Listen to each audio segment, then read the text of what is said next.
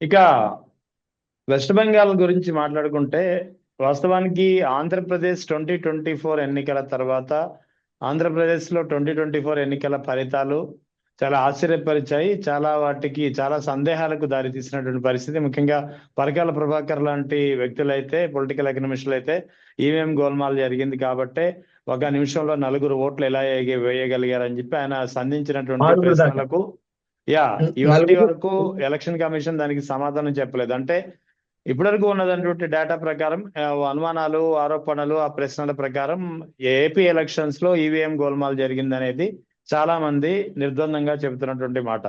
ఇక వెస్ట్ బెంగాల్ పరిస్థితి చూసుకుంటే వెస్ట్ బెంగాల్లో ఎన్నికలకి 6 నెలల ముందు ఇది ఎస్ఐఆర్ ద్వారా 93 లక్షల ఓట్లు తొలగించేసింది ఎలక్షన్ కమిషన్.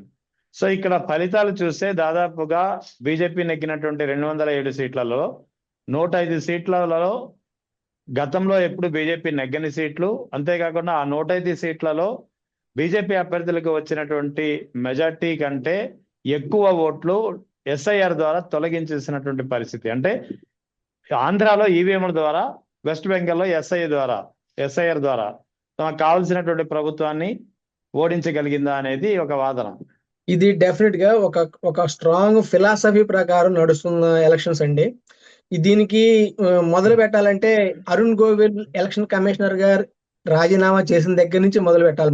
మన సిస్టమ్ లో 2000 ఆయన ఏ రోజైతే 2024 ముందా ఆయన రిజైన్ చేసిన తర్వాత ఒకే రోజు ఇద్దరు కమిషనర్స్ తీసుకురావడం కానీ, ఆ తీసుకురావడానికి చీఫ్ జస్టిస్ అవసరం లేదు, ఒక సీనియర్ మినిస్టర్ ఉంటే సరిపోతుందని చెప్పి ప్రధానమంత్రి, ప్రతిపక్ష నాయకుడు ఒక సీనియర్ మినిస్టర్ ఉంటే సరిపోతుందని చెప్పి అన్న రోజు నుంచే బీజం పడ్డాయి.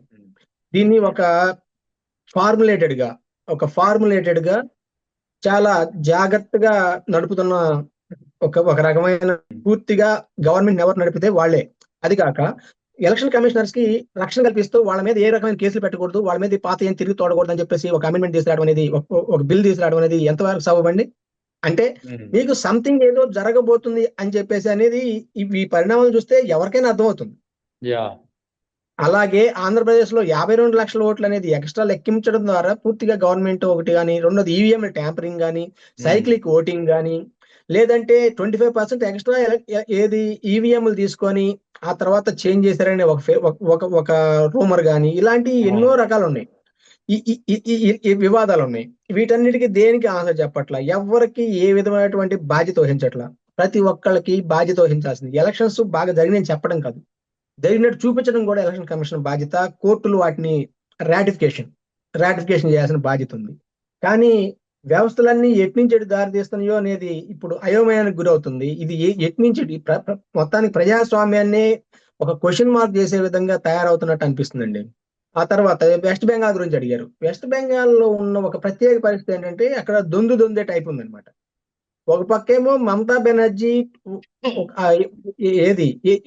ఓట్ల అపీజ్మెంట్ పాలిటిక్స్ ఒకటి చేయటం కానీ, తర్వాత తనదంటూ నియంతృత్వ వికృత ధోరణులతోటి కొంతవరకు ప్రవర్తించింది. రెండోది, తను నిజంగా గెలవాలనుకుంటే పూర్తిగా అన్ని విధాలుగా తను టార్గెట్ చేసిన టైంలో అక్కడ ఉండే అదర్ సెక్యులర్ పార్టీస్ లేదంటే అదర్ పార్టీస్ ని కలుపుకోవాలి. కాంగ్రెస్ కానీ, లేదంటే సిపిఎం కానీ, లేదంటే ఫార్వర్డ్ బ్లాక్ కానీ, లేదంటే ఇలాంటి కాస్త కూస్తో తనతో పాటు సమన్వయంతో నడవగలిగే పార్టీలను తీసుకెళ్ళాలి. బెంగాల్లో ఉన్న విచిత్ర పరిస్థితి ఏంటంటే, ఈ రోజు మీకు ఒకటి బహిర్గతం చేయదలుచుకున్నా. అంతకుముందు సిపిఎం రూలింగ్ లో ఉన్నప్పుడు కూడా అక్కడ వాళ్ళు బలంగా ఉన్నప్పుడు మిగతా వాళ్ళందరినీ ఓట్లు వేయకుండా ఓట్ల నుంచి బయటకు తరిమేసేవాళ్ళు, కాంగ్రెస్ కానీ ఇంకా అదర్ పార్టీస్ కానీ. ఆ తర్వాత తృణమూల్ కాంగ్రెస్ ఇదే ఫిలాసఫీని రివర్స్ యూజ్ చేసింది వాళ్ళ మీద. సిపిఎం ని అలా తొక్కేసేసి పూర్తిగా లేకుండా చేసింది. అంటే వీళ్ళందరూ ఏంటంటే ప్రజాస్వామ్య ముసుగులో ప్రజాస్వామ్యాన్ని కూని చేస్తున్నటువంటి రాజకీయ నాయకులు అయిపోయారు. ఇప్పుడు ప్రజెంట్ అదే ఫిలాసఫీని అన్ని రకాలుగా మిలిటరీ 7 లక్షల మంది మిలిటరీని యూజ్ చేసింది.